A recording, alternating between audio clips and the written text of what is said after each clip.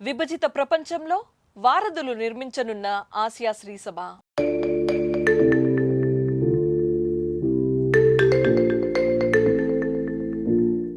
Asia కథోలిక పీఠాధిపతుల సమాఖ్య వార్షిక సమావేశం శ్రీసభ నాయకులకు ఒక కీలక పిలుపునిస్తూ ప్రారంభమైంది.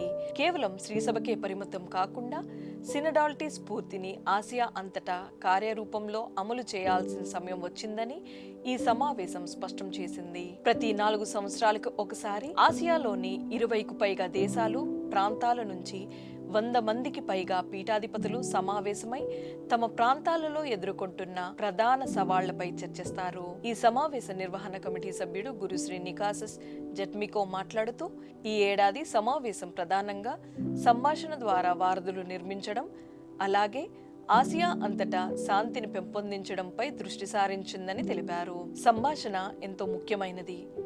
ఎలాంటి సమస్య ఎదురైనా ఒకరితో ఒకరు మాట్లాడుకోవడమే పరిష్కారానికి మొదటి అడుగు. సమస్యను ఒక వ్యక్తి పరిష్కరించలేడు. అందరూ కలిసి చర్చించి పరస్పర అవగాహనతో ముందుకు సాగితేనే శాశ్వత పరిష్కారం సాధ్యమవుతుంది అని ఫాదర్ నికాసియస్ అన్నారు.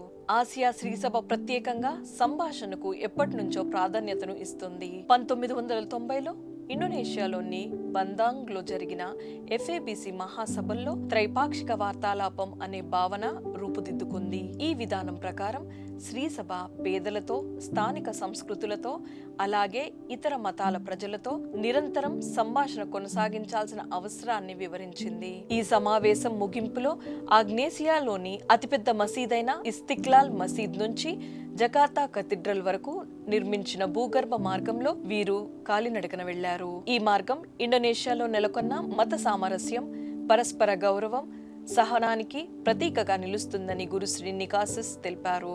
ఆసియా ఖండంలో కథోలికులు మొత్తం జనాభాలో కేవలం 3% మాత్రమే ఉన్నప్పటికీ విద్య, ఆరోగ్య సేవలు, సామాజిక సేవల రంగాలలో ఇతర మతాల ప్రజలతో కలిసి పనిచేస్తూ సంభాషణను ఆచరణాత్మక సహకారంగా మార్చేందుకు శ్రీసభ నిరంతరం కృషి చేస్తోంది.